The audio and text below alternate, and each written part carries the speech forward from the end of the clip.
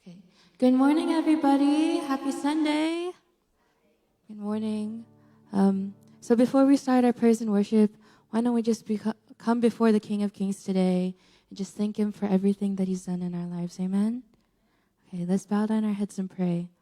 Father God, I just lift up to you today's service, today's worship as well, the message, and everything in between. We thank you, God, for all you're doing in this church, and we thank you that you're going to do even more this year, God. And so we lift up to you these songs that we sing, that every word will hold its meaning true to your throne, God. And we thank you, Lord, that we get to come before you humble and grateful for everything you are doing and you will do in the future for us, God. In Jesus' name we pray, amen.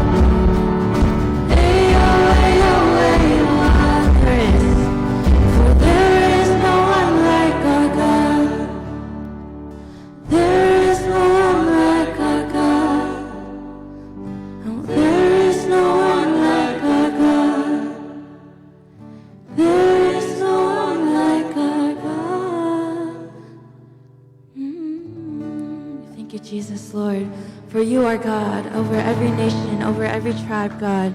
So we thank you that we are one in you, Jesus, that we can just sing to you for everything, for you are always there, God.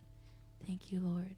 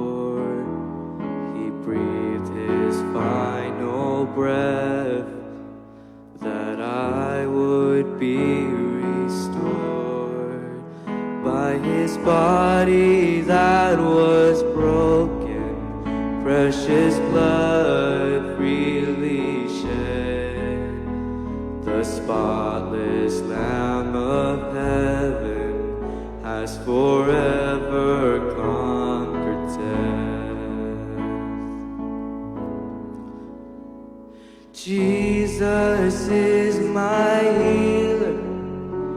He's everything I need.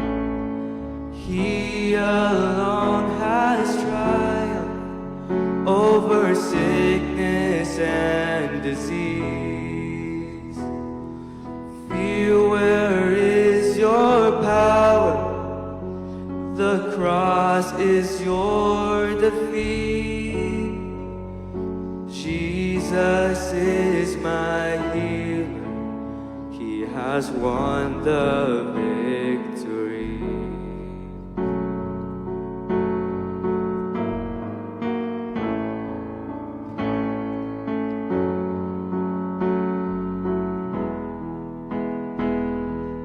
Oh, how great a love. I'm held by perfect peace. He walks with me through valleys, understands my suffering. Every joy and every sorrow, every triumph, every loss, I know everything is covered by the shadow of the cross. Everything is covered by the shadow of the cross. Jesus is my healer. He's everything I need. He alone has triumphed over sickness and disease. Feel, where is your power? The cross is your defeat. Jesus is my healer. He has won the victory. Oh, Jesus is my healer. He has won the victory.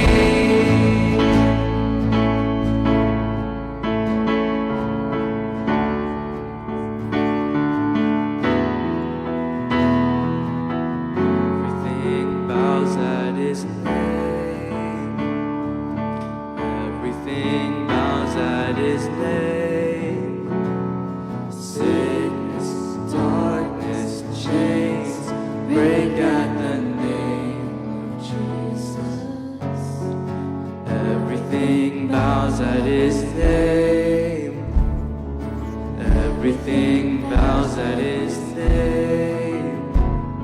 Sickness, darkness, chains break at the name of Jesus. Everything bows at his name. Everything bows at his name. Sickness,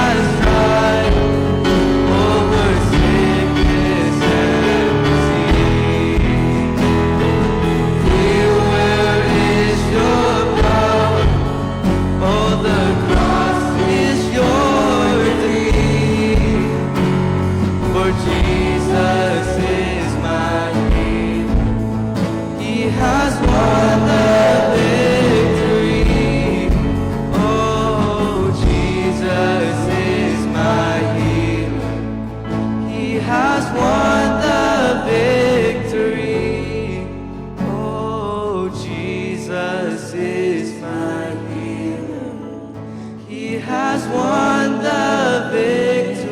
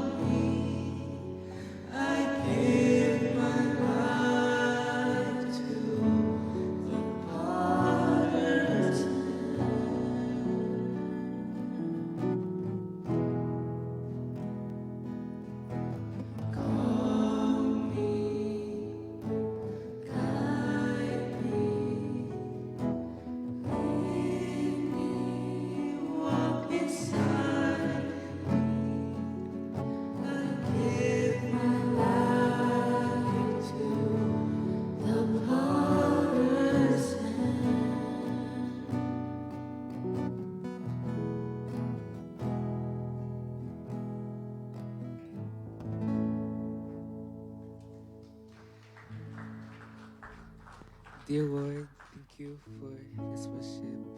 Thank you that we're able to gather in your name and worship you, Lord. We pray for the message that we may learn more about you and get closer to you.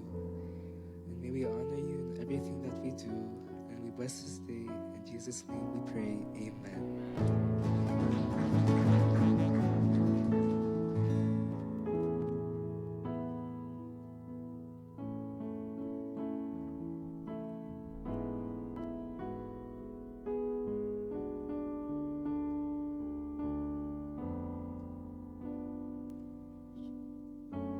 Good morning, good morning.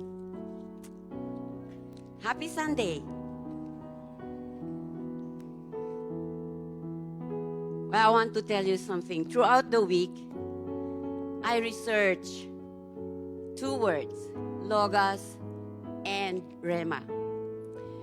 I look up at video tapes on YouTube, I read a lot in the website. I researched in the concordance of the Bible. I went to Vine's complete expository dictionary. Every sources, and I went finally to the source with the Greek terms. Logos, according to my research, has two meanings. The first has small letters, word. Logos is word, which means the expression of thought as embodying a concept or idea, a statement by God and Christ. In this respect, it is the message from the Lord Jesus, delivered with His authority and made effective by His power. Sometimes the small letter word is also some of God's utterances, discourses, speech, or instruction. They are written in the book of books, which is the Bible. The second term is the personal word with a capital letter. This is the title of the Son of God. This identification is substantiated as we read in John 1, verses 1 to 18. His relation to the Godhead and His deity. And we also see this in 1 John 1, the word of life. So the Bible contains both the small word logos and the big word logos, which is Jesus, right? And as we read our Bible, we see that it contains historical facts. We also read quotes from Satan. So, we see that the Bible contains a lot of things. So we couldn't say that the Bible is Jesus. Why? Because the Bible contains the book of books that written about the Word of God, about Jesus. It always goes to the Word, which is Jesus Christ, of course. So, the significance of Rhema, why is it that Logos and Rhema, they are of the same? But the Logos, which is the written record, when we do it, it becomes Rhema. Let me give you an example. So in James 1:22, it says, be doers of the word, not hearers only. Let's give an example. In 1 Corinthians 11:23-26, we read the Lord's Supper scriptures. That is the Logos. Right? It says, the Lord Jesus, on the night He was betrayed, took bread, and when He had given thanks, He broke it and said, this is my body, which is for you. Do this in remembrance of me. In the same way, after supper, He took the cup. This cup is the new covenant in my blood. Do this whenever you drink it in remembrance of me. So there are two commands here. Do this in remembrance of me. So, whenever you eat this bread and drink this cup, you proclaim the Lord's death until He comes. God wants us to proclaim His death and His resurrection so that anybody will hear it, becomes Rhema to them, and they will be saved. So, what we have read in Second Corinthians is in First Corinthians is the Logos. When we do it, every day we celebrate it. That Logos that we keep reading becomes the Rema because we act on it. We obeyed it. That is what Jesus wants it. So as we partake of the Lord's Supper, let us remember that we are in fellowship with our Lord Jesus Christ. This supper is a means of grace allowing us to experience real fellowship with Jesus. We don't do this for granted. We are fellowshipping in Jesus. So as you take hold of this one, remember as you eat it and as you drink it, you are actually putting the Rema in you, which is you are applying what the scripture says. All right? So take hold of this one and let's pray. Our Heavenly Father, thank you so much for the Holy Spirit making us understand what it means, the Word and the Rema. We believe that Jesus is the source of everything. We believe, God, that in the beginning, Jesus existed. But you have given us the Bible to know more about Jesus. You have given us that book for us to know more about you. Help us to learn more about you, Father, so that our spiritual life will grow and we have a good relationship and we will live in our faith. Father, bless these elements. Bless this so that we will take it with the knowledge that you are indeed living in us. Thank you. In Jesus' name we pray. Amen. Let's partake.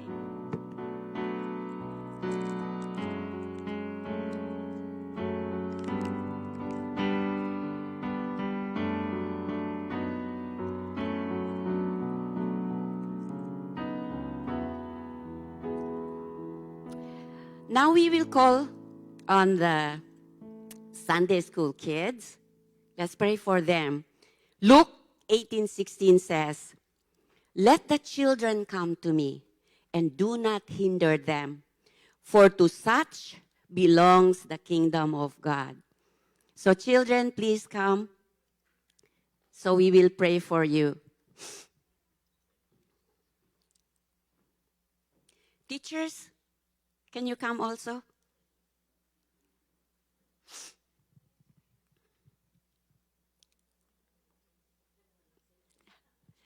Okay, let's pray. Father in heaven, thank you so much for these children. Thank you for these teachers. Father, as the teachers teach them, let the Logos work in their hearts to become Rema in their hearts as they grow up and they will be obedient to the word. Father, we just pray that the word of God will be alive in their hearts and that the teachers will also obey what they are teaching so that the Spirit of God will really work in every lives of those who hear the word. Thank you. In Jesus' name we pray. Amen.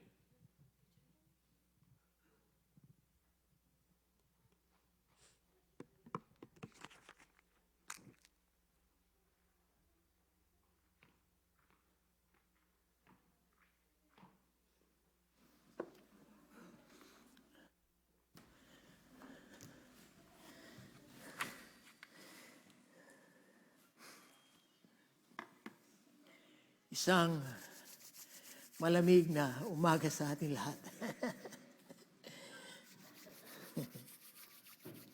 Napakaganda ng panahon ngayon, kahit na malamig ang araw ay sumisinag sa atin. Ibig sabihin, pag sumisinag ang araw, nababahaginan tayo ng kalakasan ng katawan. Pampasigla daw ng katawan ng araw . Kaya ano man ang sitwasyon ng weather, lagi tayo nagpapasalamat. Salamat, Lord, at bagong umaga na naman to na iyong pinagpala sa atin lahat. In Sa umagang to'y, bibigyan tayo ng Panginoon ng isang magandang pag-aaral na karuktong to nung last Sunday na pinag-aralan natin. Kaya lamang hinango natin yung ating pinag-aralan last Sunday sa book of Joshua. Ito naman sa book ni Moses.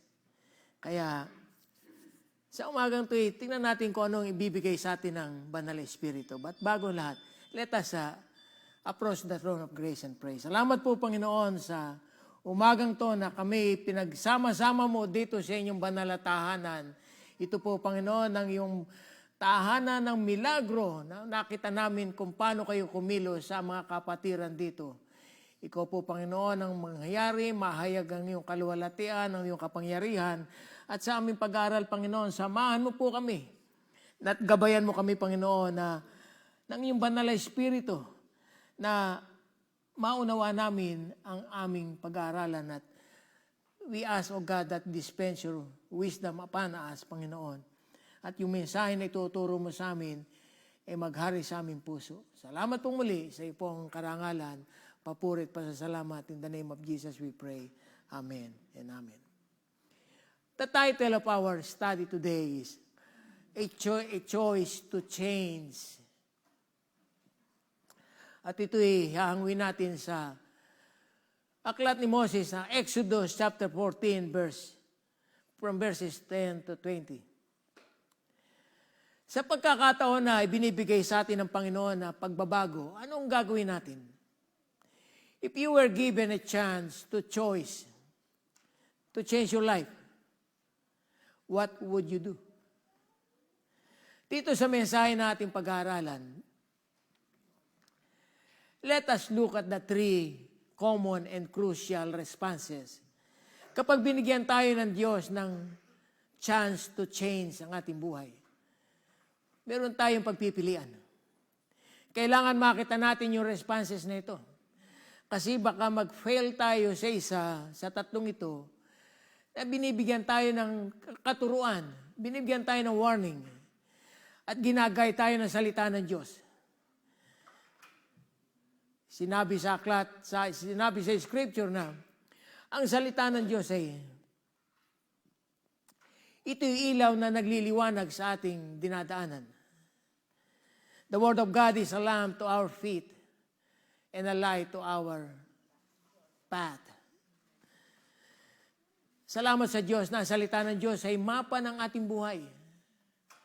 Salamat sa Diyos na ang kanyang salita ay nagbibigay ng guidance sa ating lahat.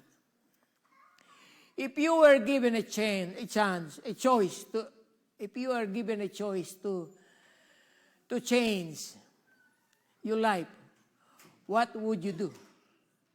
Three common and crucial responses when God has given us a choice to change. Number one is go back. Sinabi sa Exodus chapter 14, verse 10 to 12. As Pharaoh approached, the sons of Israel looked, and behold, the Egyptians were coming after them. And they became very frightened. So the sons of Israel cried out to the Lord. Then they said to Moses, is it because there were no graves in Egypt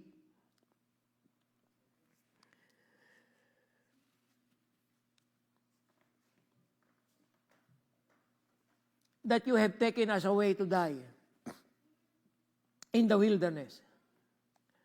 What have you dealt with us in this way, bringing us out of Egypt? Sabi ng mga tao kay Moses. Is this not the word that we spoke to you in Egypt, saying, leave us alone so that we may serve the Egyptians? For it would have been better for us to serve the Egyptians than to die in the wilderness. Kapag binibigyan tayo ng pagkakataon na magkaroon ng pagbabago sa ating buhay, yung iba na naisip pang bumalik sa kanilang lumang buhay kapag nakaranas sila ng pagsubok. Kaya hindi sila nababago. Moses and the Israelites, began their journey toward freedom. Nasa journey na sila ng kanilang paglalakad. ng kanilang paglalakbay patungo sa kanilang kalayaan, binigyan sila ng pagkakataon.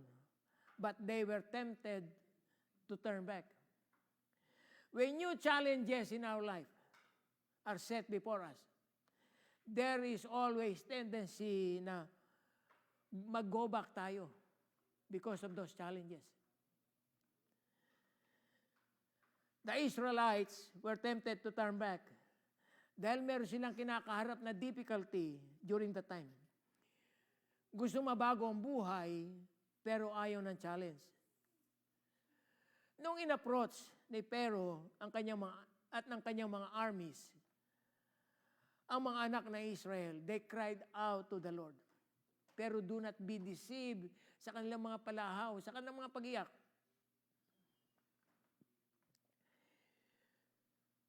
Ang kanilang pag-iyak na yon ay hindi cried out of trust to God, kundi instead cried of anger. Hindi lahat ng iyak ay tama. Hindi lahat ng iyak ay nagpapabago ng ating buhay. Hindi lahat ng iyak ay nagbibigay ng change sa ating buhay. Actually, this is the first time that Israel's many complaints against Moses at sa Diyos, it was recorded. They blamed Moses and said, it would have been better for us to serve the Egyptians than to die in the wilderness. Una, may pangarap. Pero pag may kinaharap na challenges, nag-iiba ang pangarap. Pwede pala na may pangarap tayo. Pero kapag may naharap na tayong mga difficulty sa ating buhay, mas malamang mag-quit tayo sa pangarap na yun. Kaya ang first response sa mga Israelites, go back na lang tayo. Very intense. Matindi yung sinabi ng mga Israelitas kay Moses. Mas mabuti pang maging alipin tayo or kami kaysa mamatay at mahirapan dito sa wilderness. Maraming tao hindi nagtatagumpay sa kanilang negosyo. Hindi nagtatagumpay sa kanilang buhay. Hindi nagtatagumpay sa ministry dahil sa action, ang action nila ay bumalik sa dati, ang action nila ay umayaw. Mayroong ilang mga reasons kung bakit hindi tumutuloy sa pagbabago ang ibang mga tao. Kung bakit hindi sila nagsasucceed. Dahil ayaw nilang to go forward. In this passage, makikita natin yung tatlong reason na yun. Bakit go back na lang? Bakit huwag na lang? Ang gusto nilang mangyari. First reasons for choosing to go back, letter A is oppositions. Because there's an opposition. Verse 10, sabi ng verse 10, as Pharaoh approached, the sons of Israel looked, and behold, the Egyptians were coming after them. Kaya hindi na kami tutuloy dito, sabi ng mga Israelitas. Kasi nandito na yung Pharaoh. Dumarating ng kanyang mga armies na nasa karwahe. Kung minsan, kahit na naka-first step na tayo sa ating pagbabago, nasa first step ka na ng paglaya mo sa sitwasyon ng iyong buhay, pero kapag may na-encounter kang opposition, mas choice mo pang bumalik sa dating buhay sa halip na magkaroon ka ng challenge o ng pagbabago. Kaya yung yes ni Pharaoh sa mga Israelitas, ang palayaan sila, nagkaroon ng pagbabago sa mga Israelitas. Gusto nilang mag-go back sa dati nilang buhay.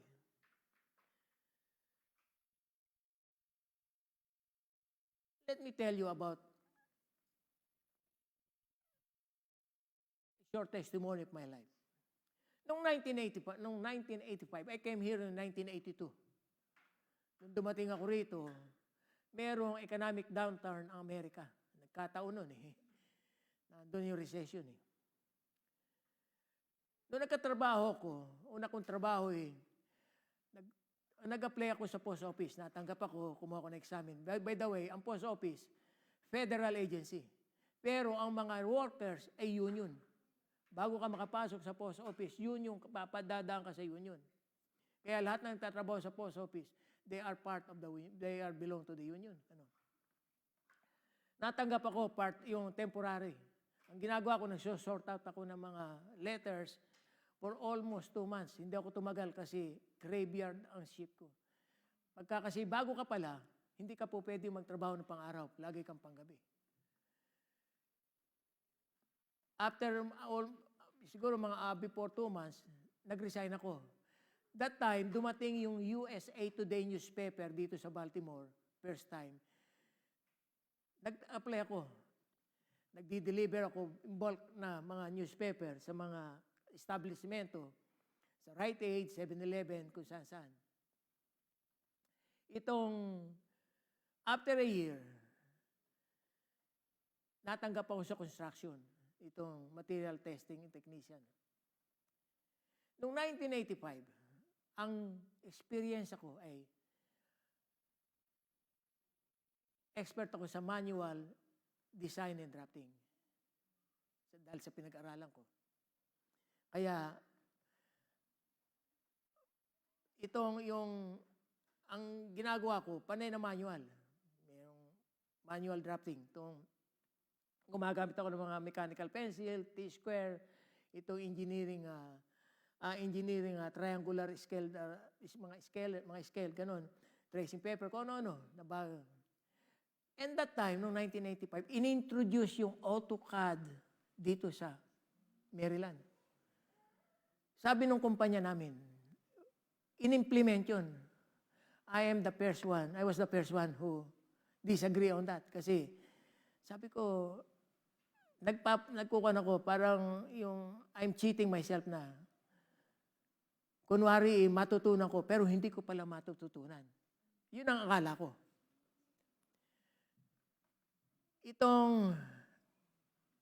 For few months, muntik na ako matanggal sa trabaho. Kasi sabi sa akin ng Vice President, you learn that or you quit. Kasi wala akong choice eh. Kasi lahat ng mga company na rito, gumagamit na ng AutoCAD, yung software nila. Sabi ko, kung ako'y babalik uli sa dati kong trabaho, eto na naman. Mahirap yung trabaho yun na for temporary ka na kung ano yung mga, alangan naman permanente. Sabi ko, that time hindi naman ako Kristiyano eh. Sabi ko, that night na I'm battling on that, sa sitwasyon na yun, siguro isang kahong Budweiser yun na itumba ko. Bago ako nakapagpasya. Sabi ko kailangan kong may gawang paraan. Ang ginawa ko, pumapasok ako sa work ng 5 o'clock in the morning. My work is from 8 to 5 eh. Nag-i-start ako ng 5, tapos before 8, nag-cookit na ako. Ang ginagawa ko, I'm trying to learn that software. Self-tutoring. Nagkataon na nabalitaan ng Vice President for siguro mga few weeks or several weeks. Nagkaroon ako, luckily, binigyan ako ng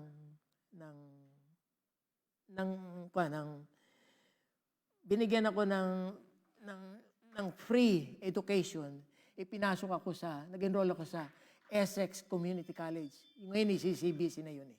Pero that time, Essex Community College.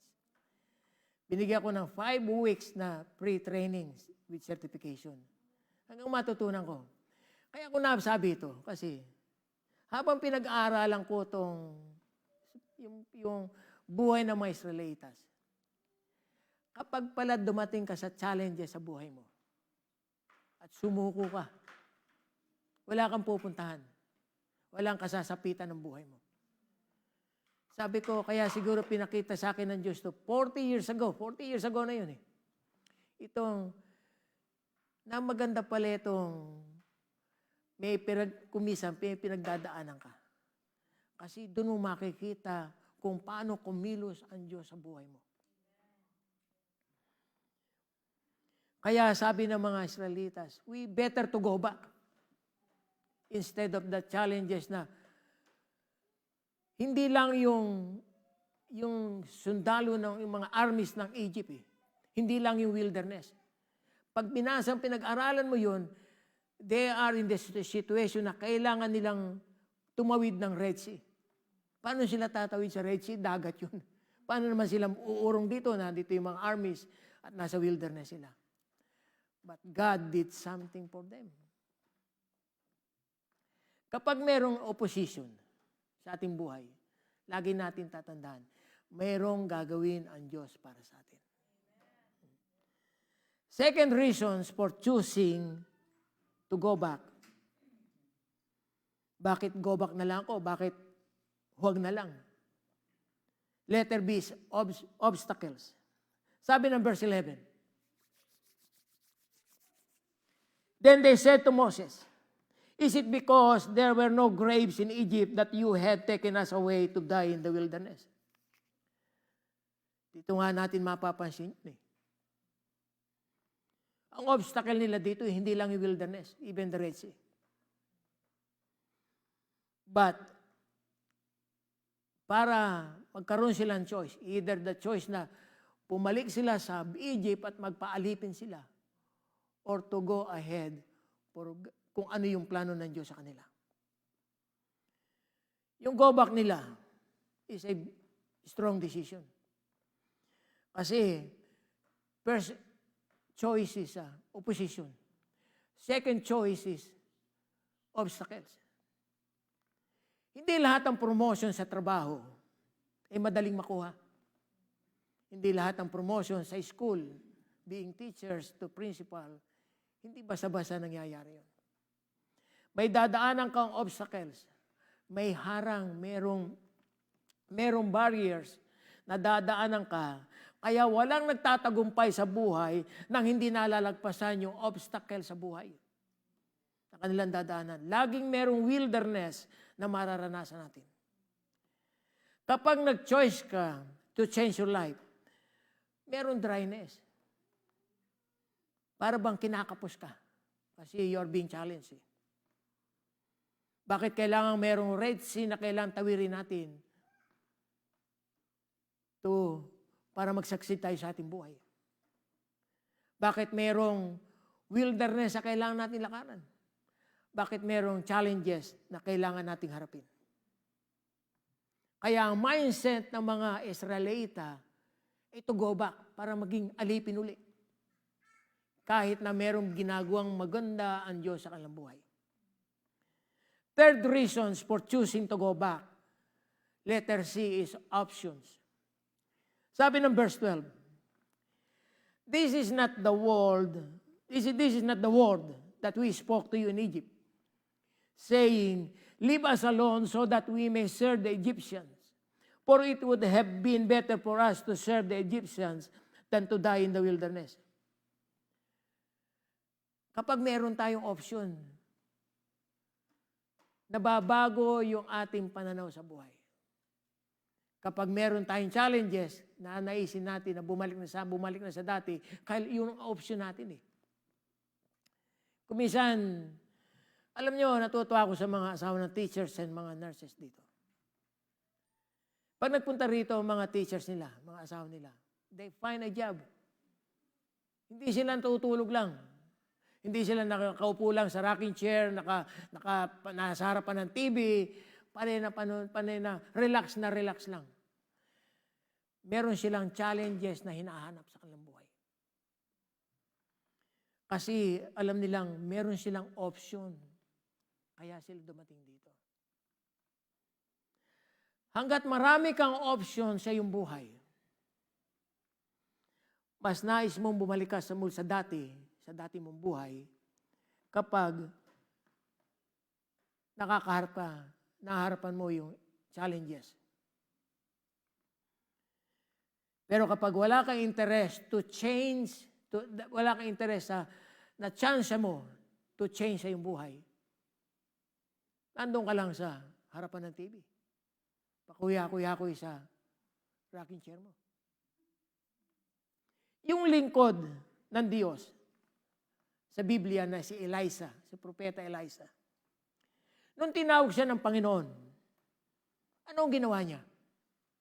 Sinunog niya yung mga hayop, yung oxen, at yung equipment niya sa pag-aararo para wala na siyang balikan because he is going to do the duty that God has called him. He removed himself from his former life. Sa history ng matagumpay na imperyo ng panahon ng Grecian Empire, sa panahon ni Alexander the Great, bakit kinakatakutan ng maraming bansa si Alexander the Great? Kasi ang ginagawa ni Alexander the Great, tuwing lulusob siya sa ibang bansa, yung vapor na sinasakyan nila, sinusunog nila. Nagtataka yung mga kalaban, bakit ginagawa ni Alexander the Great? Kasi isang prinsipyo ni Alexander the Great yung lalaban siya sa giyera. Ang reason niya, para hindi na sila makabalik sa dati nilang pinanggalingan, ang option lang nila, talunin ang kalaban. That's what we are going to do as a Christian. Sa tuwing may challenges tayo sa ating buhay, we will go forward para talunin natin yung challenges na yun.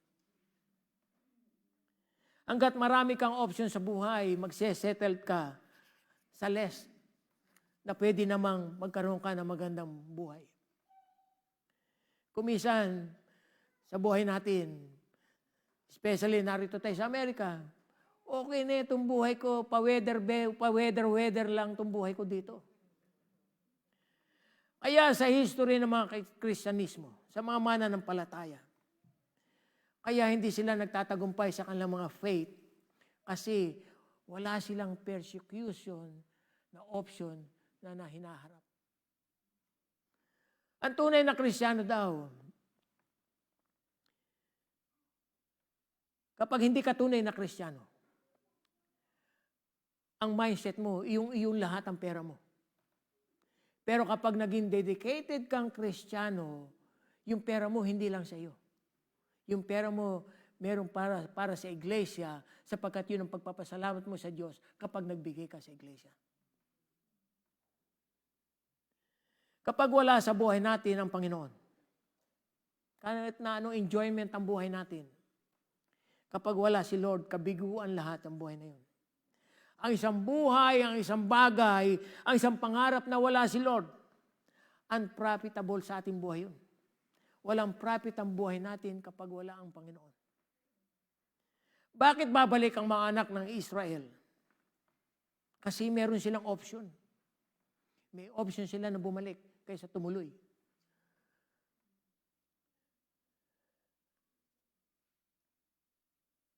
Kaya nang makita ng mga Israelita, ng sons of Israel, ang mga dumarating na mga karwahe ng mga Ehipto, they cried out loudly. Pero itong iyak na ito, hindi iyak ng pagbabago o iyak ng pagsuko sa buhay. Hindi ito iyak na may pagtitiwala sa Diyos. Kundi ito iyak na sinisisi nila ang Diyos dahil inilabas sila sa Ehipto kahit na sila nasa pagkakaalipin. Hindi nila nakita yung kalayaan nila. Sa tulad nating mga tao, ang tendency sa atin, kapag may pagsubok tayong kinaharap, may challenges tayong hinaharap sa ating buhay, kahit nabigyan tayo ng pagkakataong mabago ang buhay natin, kapag merong oppositions, kapag merong obstacles, kahit na merong option, mas madali sa atin ang bumalik sa dati. Some will go back, yun ang unang gagawin nila. Kapag binigyan sila ng chance to change ang kanilang buhay. If you were given a choice to change your life, what would you do? 3 common and crucial responses when God has given us a choice to change. Number 2 is stand by. Sabi ng verse 13, but Moses said to the people, do not fear. Stand by and see the salvation of the Lord, which He will perform for you today. For the Egyptians whom you have seen today, you will see them again ever. The Lord will fight for you while you keep silent. Sino sinabi ni Moses? Huwag kayong matakot. Standby lang kayo dyan. At makikita natin yung kapangyarihan ng Diyos. They were given a choice to change. Pag binigyan tayo, some of us will go back, some of us will stand by. Actually, dito sa passage natin pinag-aaralan,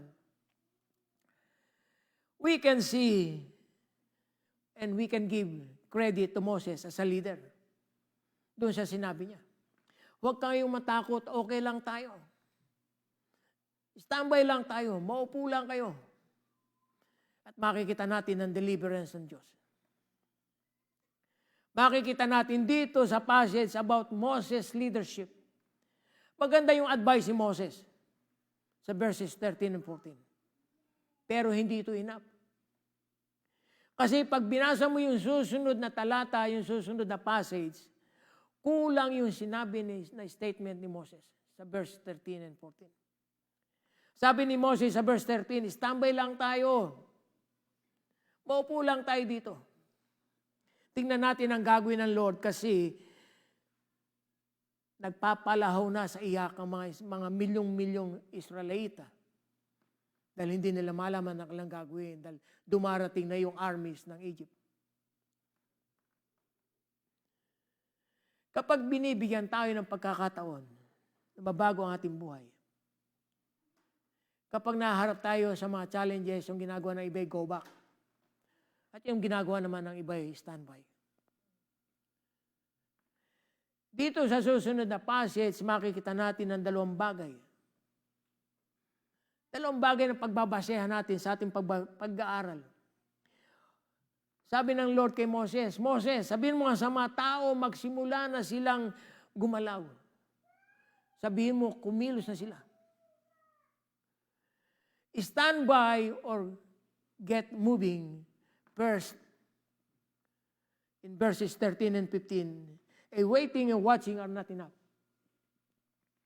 Sabi ni Moses sa mga tao, do not fear, standby lang kayo. Pero the Lord said to Moses, bakit kayo nagpapalaho ng pag-iyak? Tell to the Israelites, start moving. Hindi sapat yung tinitingnan natin yung kilos ng Panginoon. Dapat sumusunod tayo sa kilos ni Lord. Dito sa ating pag-aaral, kung makita natin kumikilos ang Panginoon, may leading ang Panginoon, may angel na ginagamit ang Diyos para i-lead ang mga tao. Merong fire, merong cloud na ginagamit ang Panginoon at doon sila sumusunod. But waiting and watching are not enough. Kapag binigyan ka ng chance ni Lord na mabago, habang naghihintay ka ng pagbabago na yun, kailangan mag-matured ka, dapat may ginagawa ka para ang maturity ng pagiging Kristiyano mo ay lalong tumaas. Okay lang na may pagsubok. Okay lang na mayroong wilderness. Pero dadaanan mo lang ito, hindi ka dapat mag-standby doon. Passing through ka lang doon sa sa wilderness na yun. Pag tinignan natin yung verse 13 and verse 15, there are two interpretations sa talata na yun. The Moses said and the Lord said. Yung author ay ang Diyos. Yung karakter ay si Moses. Kay Moses, standby. Sa Diyos, let's start moving. Standby or get moving. Second, letter B, be standing still and silence are not enough.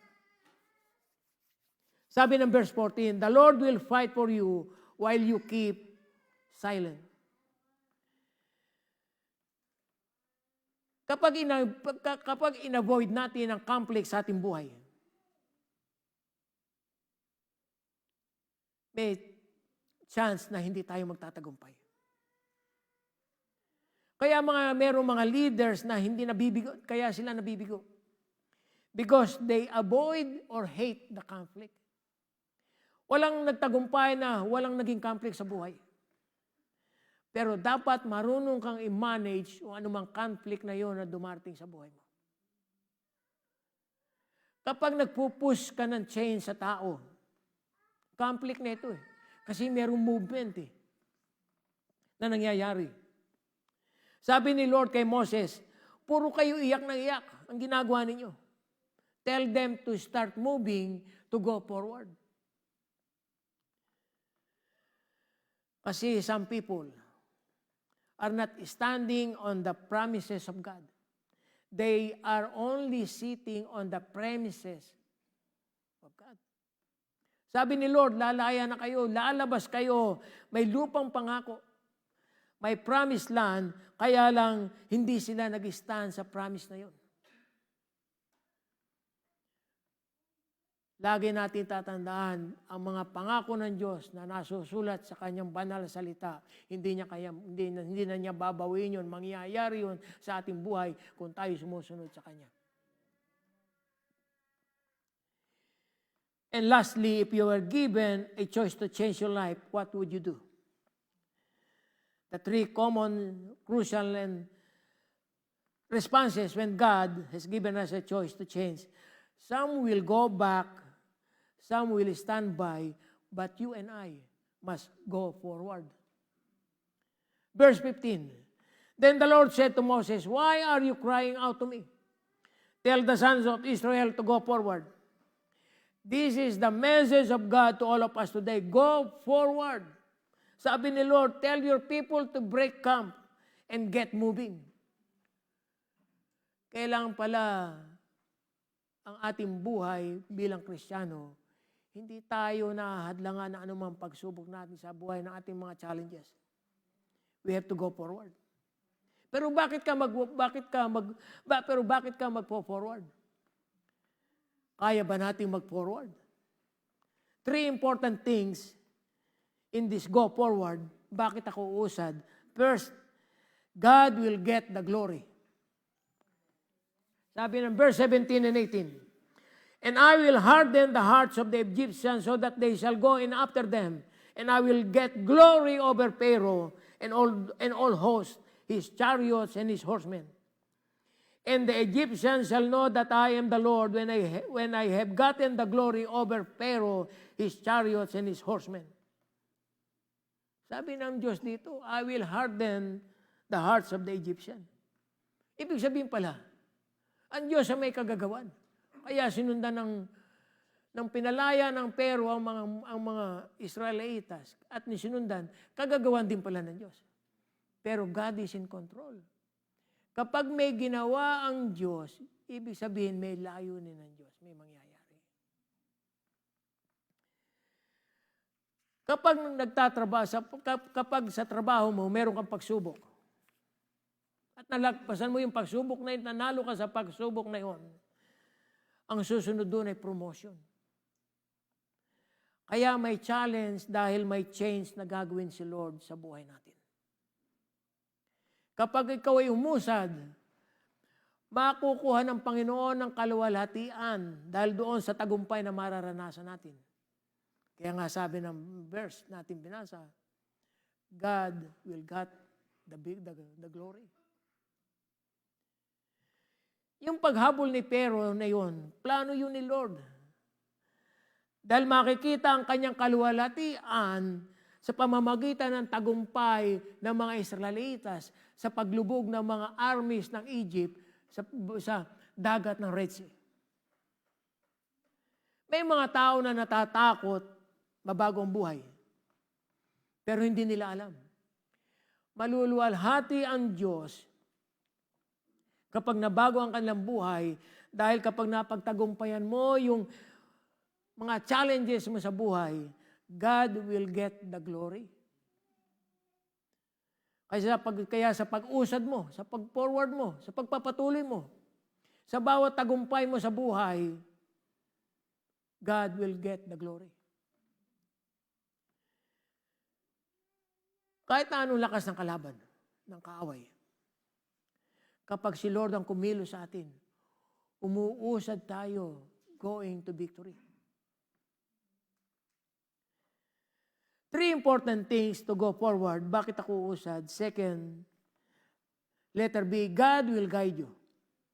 In verse 19, then the angel of God who was leading the people of Israel moved the cloud around behind them. Imagine merong anghel ng Diyos na naglilid sa kanila. Kapag nagdesisyon ka na babago ang iyong buhay, God will guide you. Yung iba nagdidesisyon silang bumalik sa dati. Yung iba gusto nilang manatiling dati sa buhay. Kapag gano'n ang prinsipyo natin, hindi tayo magkakaroon ng asenso sa ating buhay. Walang glory na makukuha sa atin ng Diyos kasi hindi tayo nagtatagumpay sa ating buhay bilang Kristiyano. Go forward. God will get the glory. God will guide you. Lahat ng kapamaraanan gagamitin ng Panginoon. So God gave them a brightness to guide them. Igaguide ka ng Panginoon kapag ikaw ay nakatuntong at nasa kanyang kalooban. The third one is letter C, God will guard you. Verse 20. And it stood between the people of Israel and the Egyptian. And that night, as it changed to a pillar of fire, it gave darkness to the Egyptian, but light to the people of Israel. So the Egyptians couldn't find the Israelis. Anong nangyari doon sa cloud na inilagay ng Panginoon? It stood between the people of Israel and the armies of the Egyptian armies para hindi sila magkita. Bakit ginawa ng Panginoon yun? Naglagay si Lord ng guard between them, between the two, to protect His people. Pag pinalaya ka ng Panginoon sa Egypt, ano man ang Egypt mo sa buhay mo, lumaya ka sapagkat ang katangian ng Panginoon is not a monument. Ang katangian ng Panginoon is a movement. Kailangan gumagalaw ka, kumikilos ka. The Lord is cloud by day and a fire by night. A fire by night. Yun ang lead sa kanila. Ang Panginoon naglilid sa kanila, ang Panginoon ang nag-guard sa kanila. Kapag nagdidesisyon tayo sa ating buhay, make sure hindi tayo babalik sa dati nating pinanggalingan. Hindi yun ang direksyon ng Diyos sa atin. Ang direksyon natin ng Diyos sa atin ay different way. Kung saan nandun yung pangako ng Diyos, yun ang tatahakin natin upang doon tayo mapunta. Pero ang tanong sa atin nag-move on ba ako? Nag-move on ba tayo? So if you were given a choice to change your life, what would you do? Don't go back. Tiyak, mayroong opposition, mayroong obstacles, pero may option ka na huwag balikan yung luma o dating buhay mo. Stand by. Hindi ka na pa-standby sa kanto. O pa-standby ka sa mga 7-Eleven. Tulad ko, lagi ako nag-i-standby sa Home Depot. Hindi pala tama yun. Kailangan pala, I always pray while waiting and watching kung ano yung gusto ni Lord na dapat kong ginagawa. Go forward. Kung dati meron kang fear to move forward, alisin mo yung takot na yun. Dahil sa gagawin mong pag-usad, God will get the glory. God will guide you and God will guard you. Yung concluding verse natin. Babalikan natin yung verse 18. Bakit kaya sinabi ni Lord yung sa kanyang bayan itong verse 18 nito? Sabi niya, I'll use Pharaoh and his entire army, his chariots and his horsemen to put my glory on display so that the Egyptian will realize that I am God.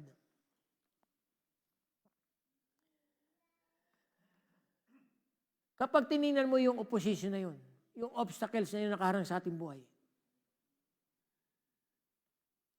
kapag tiningnan mo yung problemang yun nakaharang sa atin, always remember, always see that the hands of God is powerful na kumikilos sa atin. Sabi ng verse, to put my glory on display, sabi ni Lord.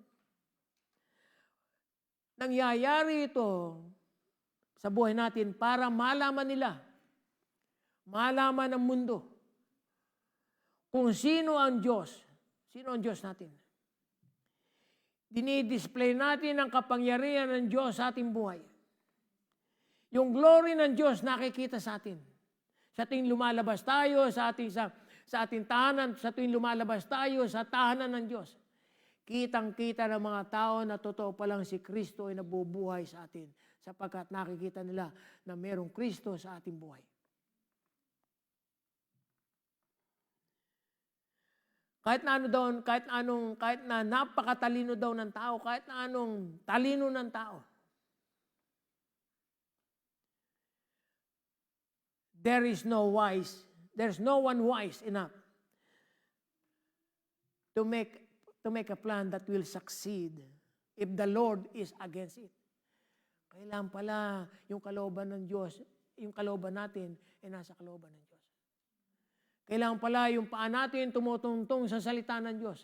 Dapat pala tumatapak tayo. Kaya nga sabi ng Biblia, sabi ng salita ng Diyos, yung ilaw, yung salita ng Diyos ay ilaw sa atin na nagliliwanag sa ating nilalakaran.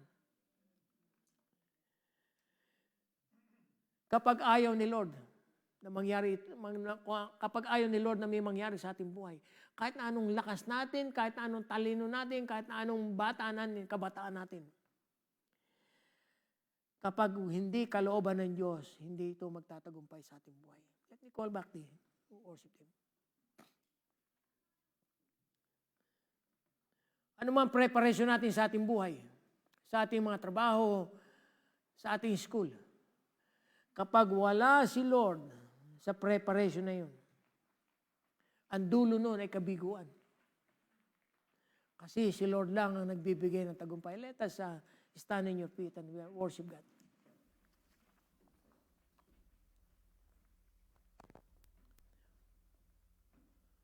Ano mang pagsubok ang nasa buhay natin, always remember, we will go forward because we have a choice to change our lives dahil sa Panginoon. Lord, salamat po sa mensahe mo na ibinigay sa amin. Hindi po kami aalis ng tahanan mo na hindi namin ito nanamnam, Panginoon. Hindi namin ito na-meditate. Na itong mensahe ito, Panginoon, ay nasa puso namin. Lalabas kami na mayroong Kristo sa aming buhay, na punong-puno ni Kristo aming buhay. Lalakad kami sa lakaring iyong pinagkatiwala sa amin. Sa landas na iyong tinahak para sa amin. At ang dalangin namin, humingi kami ng gabay sa inyong banal na Espiritu. Na kung kami, Panginoon, ay nagkakamali, hahatakin mo kami patungo sa kabutihan. At kung kami, Panginoon, ay nawawala sa iyong kalooban, kupkupuin mo kami, Panginoon. Maghari sa amin ang salita ng Diyos. At ang salitang yon, ang aming buhay, ang mapa ng aming buhay. At ito, Panginoon, ang pinaka-encyclopedia ng buhay namin, ang salita ng Diyos. From Genesis to Revelation, 66 books, Panginoon, ang malang nakalagay sa puso namin. Salamat po muli. Dispense your wisdom and blessing to your children. In the name of Jesus we pray. Amen. God bless you. Praise the Lord, for He is changing us from within. So right now, why don't we just surrender to God? Amen.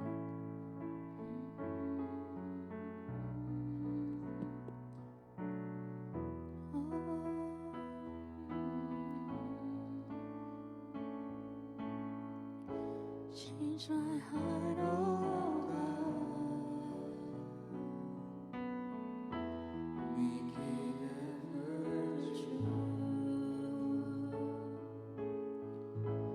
Change my heart, oh God. May I be like you.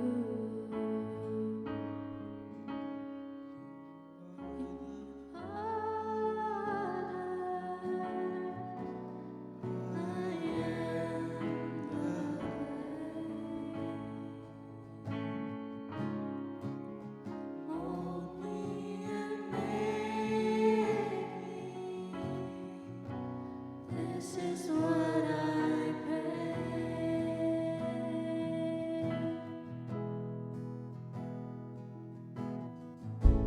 Change my heart, oh God. Change my heart, oh God. Make it ever true. Make it ever true. Change my heart, oh God. Change my heart, oh God. May I be like you.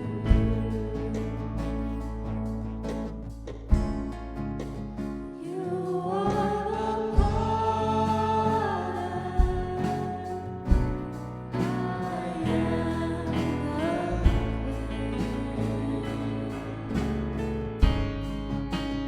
Mold me and make me. This is what I pray. For you are the potter. I am the clay. Mold me and make me. This is what I pray. Oh, we pray this, Lord.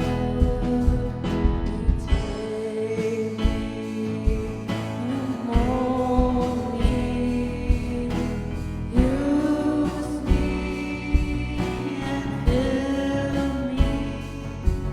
I give my life to the potter's hand.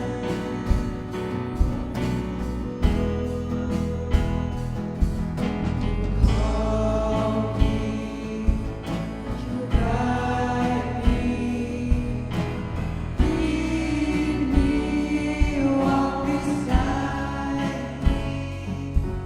I give my life to the potter's hand.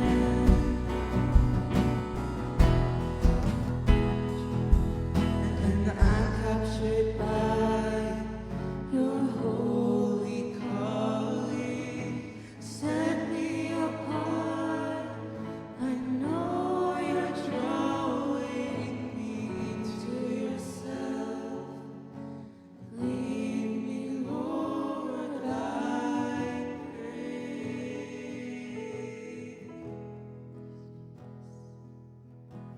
Take me, mold me, use me and fill me. I give my life to the potter's hands.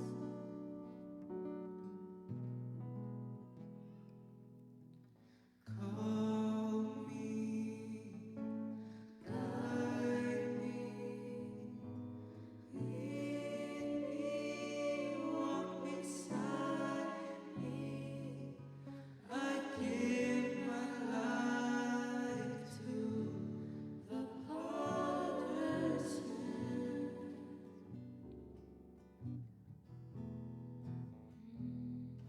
Yes, Jesus, we give our lives to you, God. For you are changing us from within, Lord. And we just don't want to go back, God. We just want to continue to go forward with you, Lord, not standing still, but walking hand in hand with you, Jesus. So we lift up to you, God, this service, this message, that whenever we wake up, God, we just choose to go forward with you, Lord. Not looking back, God, but looking towards the future you've built for us, God. That you fight for us, Lord. that you are with us, Jesus, through everything, God. So we thank you, Lord, for you are teaching us. You are molding us to be who you want us to be, Lord. And so we just surrender ourselves to you. Change our hearts, Lord, and we thank you, God. In Jesus' name, amen.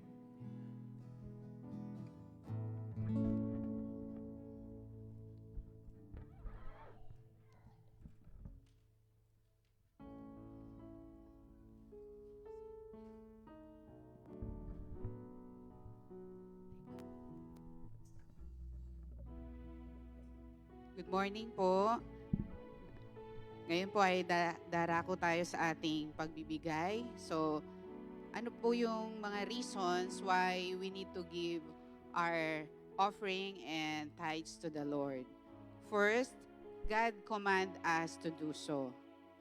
And second one, it shows our love to our Lord. And we grow to trust in God.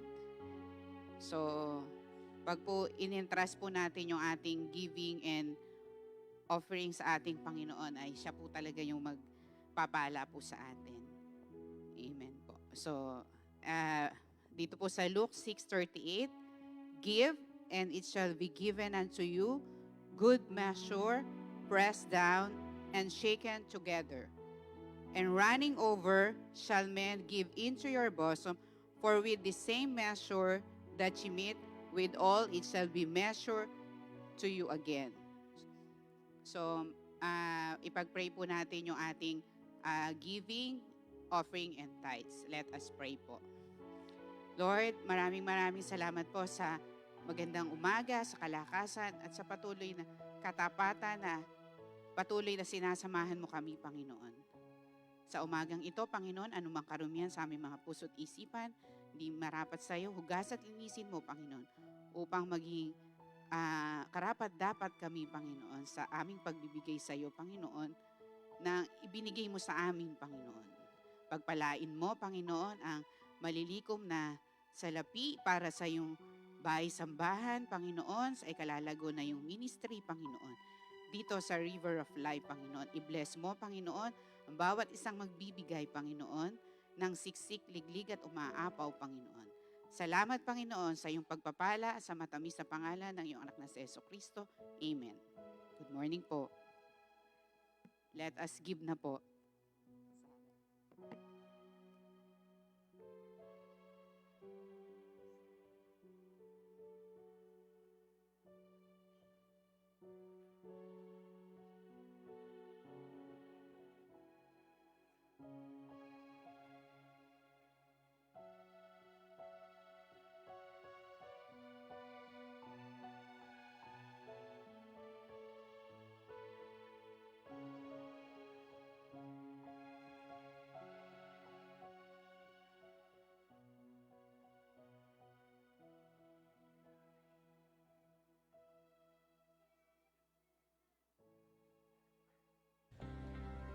Good morning. Here are your River of Life announcements for the following weeks. Our Sunday service schedule are as follows.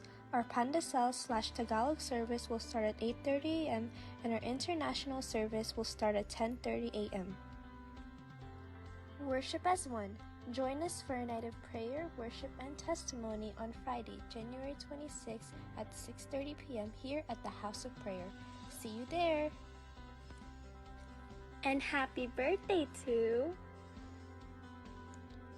Nehemiah Aruelo, Joseph Tan, Angelito Tayaba, Macy Sanico, and Cleo Carrion. And happy anniversary to Pastor Freddy and Tessie San Juan, and Pastor Eugene and Liza Abedra. Ecclesiastes 3:11. He has made everything beautiful in its time. He has also set eternity in the human heart, yet no one can fathom what God has done from beginning to end. Ecclesiastes 3:11. Amen. Tinatawagan po lahat ng celebrants this morning. Nehemiah, yes. Si Pastor Freddy po and Sister Tessie. And we have a newcomer, Akagan family, I believe. Nandito po sila. Can you raise your hands so that we can welcome you? Yes, hello. Aragon, yeah, Aragon family, yes. Thank you for coming. Yes, let us extend our hands. Ilan taon na po, Pastor? 47 years. Can you imagine that? Amen. I believe that they are the oldest couple we have in this church. Hallelujah. Father God, we praise you in the name of Jesus, our Lord and Savior. Napakabuti mo po sa aming mga celebrators this morning, lalong-lalo na kay Nehemiah, who is celebrating his birthday today. Lord, kayo na po ang magpala at magpalaki ng matuwid sa batang ito. Let your blessings be upon him. Thank you for giving another year in his life and let him grow in the knowledge and mercies of Jesus Christ. Salamat din po sa aming mabuting pastor, kay Sister Tessie, celebrating their 47th year of their marriage. Tunay nga po, napakabuti mo. Hallelujah. Salamat po sa buhay na they are a living testimony that till death do us part, oh Lord. Ito po, yung pinangahawakan naming pangako mo sa amin that all the marriages will last until the end of time na magkasama sila. Salamat po. We are celebrating with them joyfully in our hearts. In Jesus' name we pray. Amen.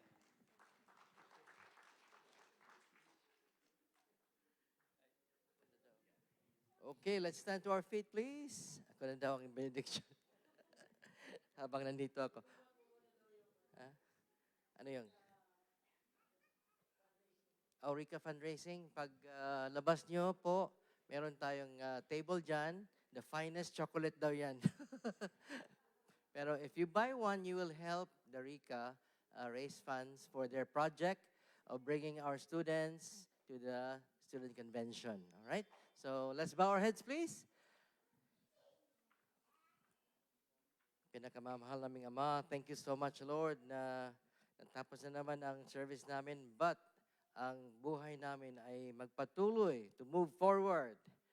Thank you so much for the powerful word na binigay mo ngayon through Pastor Freddy and the worship that we do. Hindi lang titigil dito, but Lord, after nito, ang pagsubok sa buhay namin at sa pananampalataya namin ay will strengthen us and allow us to persevere and mature in you.